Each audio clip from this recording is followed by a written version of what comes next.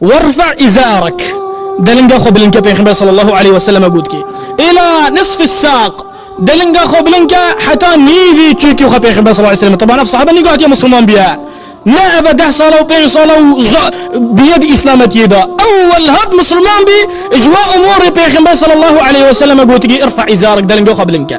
إنه مع الأسف قالك ملاها نلسي من بري خلقي را وصالي كلنا دلنقود أرديرة خشقة وبيجنا خلقي سنته نظن معنى سنتي كيا سنته واجبة سنته فرضة سنته أولا إنسان مسلمان بك قنبال وأن قنبالنا أن خير يلقي قنبالنا وهجر بك.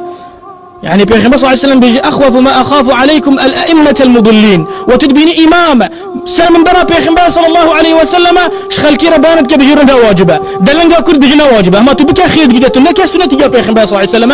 أول أمر بيغمبر بيجي وصيتي بيجي وقت مسلمان بيجي ارفع إزارك ارفع إزارك إلى نصف الساق. بيغمبر بيجي إزرة المؤمن إلى أنصاف ساقه. بيغمبر صلى الله عليه وسلم الصحابة دي تندسطوا بالدلنجيوا